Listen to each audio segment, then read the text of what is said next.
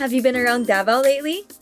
Beyond the city's beauty, a different kind of vibrancy is catching people's eyes through colorful murals that bring walls to life.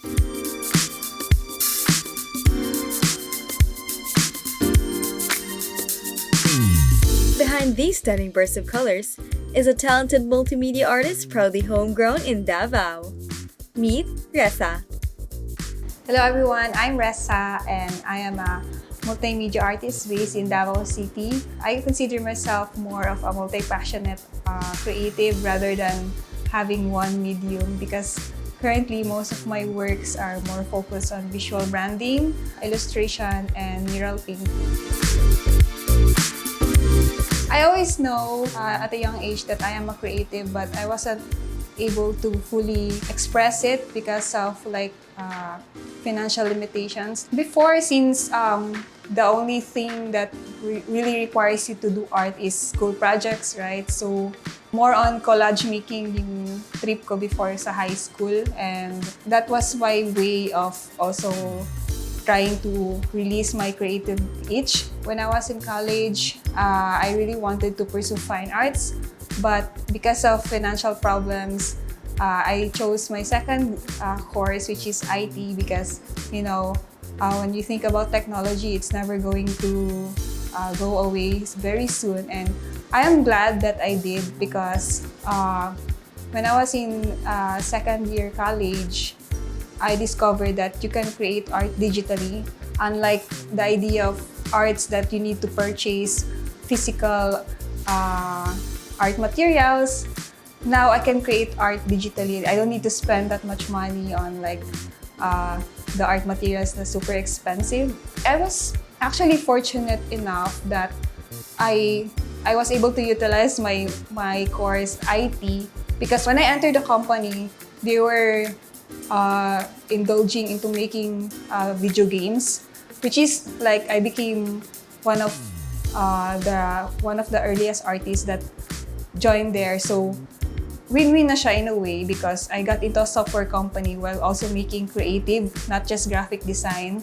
And that time, video games is not really my thing, it's not my hobby. But it was really fun experience to delve into video game because ma-utilize mo both yung IT, like you program your games while also making digital assets. And that time, it was also a bit of a luck that we created 2 games on that span. And in 2016, we released Tamagogo. It was for a mobile app and it won best mobile game for that for GDAP Awards and ICT Creative Awards in the Philippines. The next year, medyo naging ambitious kami. We created Mayari. It was more folklore-based naman. In that game, Mayari, it won an honorable mention, jury's honorable mention in IGDA International Game Awards. So it kind of puts assurance for us na, okay, this could work. And as a software company, and it was a nice engagement to be able to expand into the game dev side naman. It was a really nice exposure for me that, okay, even though I pursued IT, I believe I could have a space for me in this course that I chose while also being creative.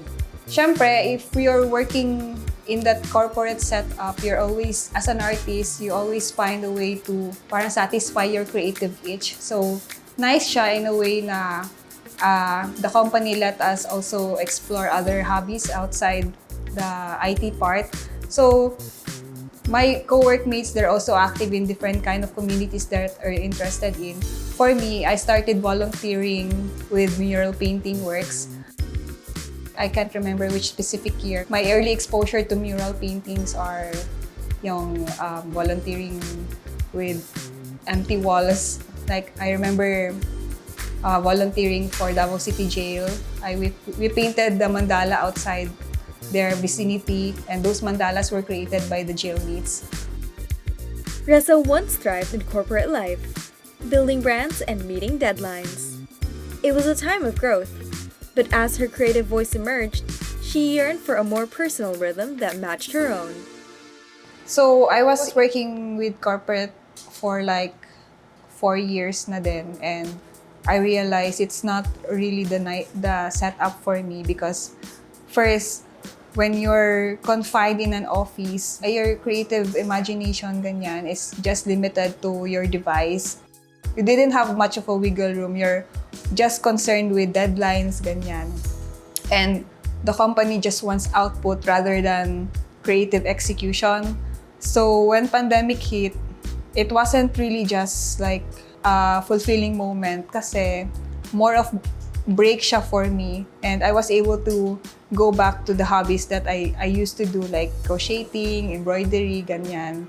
And timing lang din na during pandemic na I was hired as an off-site illustrator for Canva. And nice siya na set up kay parang chill lang siya, and since, pandemic, you're confined in a room, I didn't felt much of like a confinement that time because it was more of revisiting my identity, that I was creative in the first place. I like to do stuff that satisfies my personal gain of like zen, ganyan. When 2021 came, businesses are going back na, and I was invited by Abriza to do this very large mural project because they wanted to bring back people to the malls again.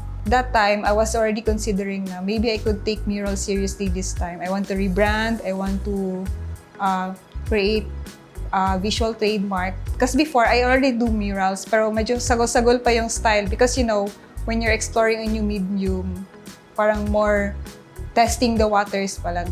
Do I like this kind of process with this art style? Or parang naging R&D siya. And then when that offer came, I was really pursuing na, okay, I need to make a brand na. So I launched the page. I created a visual trademark that my art style na ganyan. And naging siya, parang more of a new identity na naging mural focus na yung works ko. So I never came back to corporate ever since. From murals that brighten city walls to brand designs that speak with personality, Resa's creative mark can be found in public spaces, local businesses, and digital platforms across Davao. But beyond the career and commissions lies something even more personal, a love for creating that goes back to her roots. Stay with us, there's more to come after Alampat returns. Welcome back to Alampat. Previously, we met Resa. While her creative work fills walls and feeds brands, it also nurtures something more personal: joy. I just really like the positive vibes of the artwork. Unlike other artists that they wanted to evoke an emotional response, more agonizing or different kind of emotion. For me, it's more of like dopamine, serotonin kind of style lang that people like. First impression is more of like, cute siya, ganon. It's very colorful, ganon. So, for me, more on optimistic yung approach ko naman with my style. So, I like that it could cater all kinds of ages, kids to adults, mostly kids because they like more colorful. So, yun yung style ko, more flat, more colorful, and outbursts of colors. Unlike digital, you're actually working with hands, and different kind of sensation naman siya when you're working with paintbrush talaga and the actual material. So, parang it keeps me away from the laptop or the devices. So, it's nice. For me, since yung background ko is digital, parang makita mo siya, para siyang digital yung paintings ko. Kasi I'm more working with vector. So, vector is more flat. And I like that style more because I feel like para lang siyang feeling coloring pages.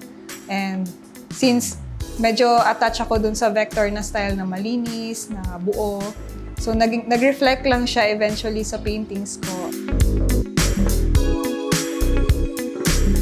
Art isn't just for galleries or careers. It's often a personal escape that allows us to breathe and express what words can. For many, including Resa, it's a reminder that creativity doesn't need permission, and that pursuing what makes you happy is a valid reason to create. you know yung sinasabi nila na multo, you'll never know until you experience something, and then at least ma-feel mo na, okay, this is not for me because I don't like some parts of this kind of medium naman. So, you'll never know unless you try it. So, I encourage people to try exploring different hobbies and then settle on what's satisfying for them. Do a hobby outside of your creative work. For that, always dedicate as a thing you keep for yourself. For example, like I do murals, but at the end of the day, I still like doing painting, but in the liberty of my own time na siya. Like for this one, I like doing this kasi it's just for my self-satisfaction. Keep something for yourself while also trying to embody na when you're doing work, work is just work. Try to keep something na malingaw ka. Do a hobby outside of your creative work. It could be a different medium para dili siya umay.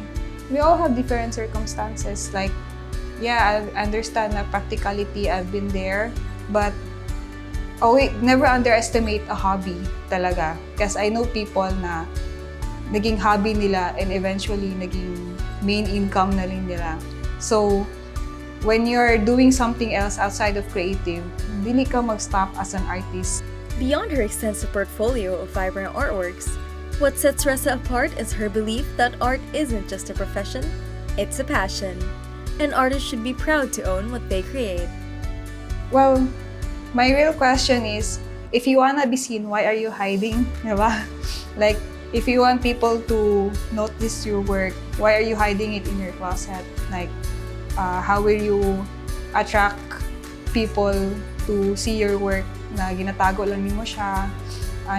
Just keep posting the things that you love because you'll never know who will see those works talaga.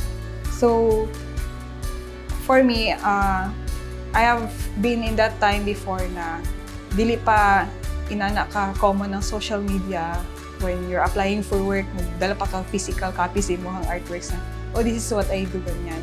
Ngayon, internet is free. You can just post anything you want. So, take advantage of that medium na you can use the internet to post your works. Kasi, like I said, you'll never know who's watching your work. Never stop doing what you actually love because eventually, if you're just passionate on the things that to keep doing, the universe will grant you a moment in life to pursue that talaga. For Resa, art goes beyond aesthetics and is deeply rooted in the joy of creating. She values authenticity and believes that true expression should bring happiness. With every brushstroke, she not only shapes her own journey, but also uplifts fellow artists, encouraging them to bring their unique visions to life across the city. This has been Alampat. Until next time!